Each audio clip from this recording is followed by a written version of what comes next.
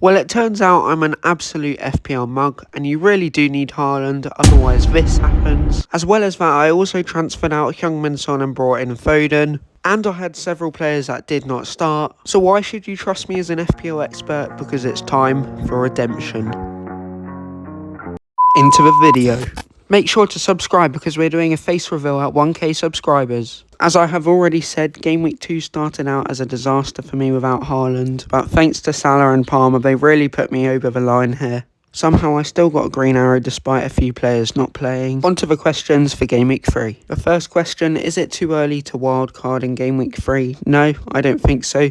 Game Week 3 is probably the earliest point I'd wildcard, normally Game Week 5, Game Week 6, because by Game Week 3 we can normally notice the players that stand out from the rest. Number 2, when do we start losing patience with players like Eze? So far, Eze has had the joint most shots in the Premier League, tied with Anthony Semenyo. Despite him not scoring, it's a good sign that the shots are coming to Eze. He'll eventually score, but I think Palace is still getting over the loss of Michael Olise. Hopefully Crystal Palace go back to their winning ways because they beat Norwich in the Carabao Cup, and in that game, Eze got 2 goal involvements. Question 3, do we wait till Game Week 4 to bring in Brighton players because they do play Arsenal in Game Week 3? I think Arsenal will be quite a big test for them, the hardest opponent they've faced yet, but I would wait for Game Week 4 because afterwards they have Ipswich and Nottingham Forest both at home.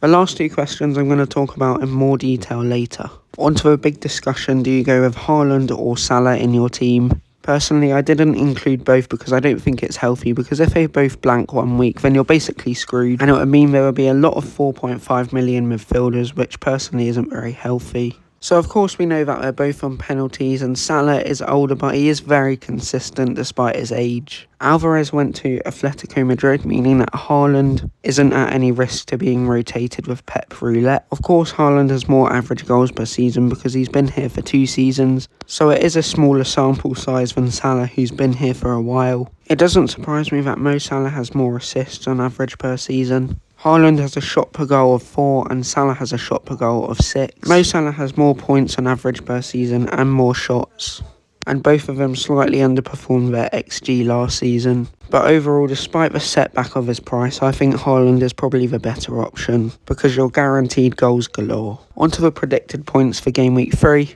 No surprise that these 2 fellas both feature. It's Haaland and Salah both at the top, then followed by Kevin De Bruyne. Here is my current team for Game Week 3, and yes, this is my wildcard team.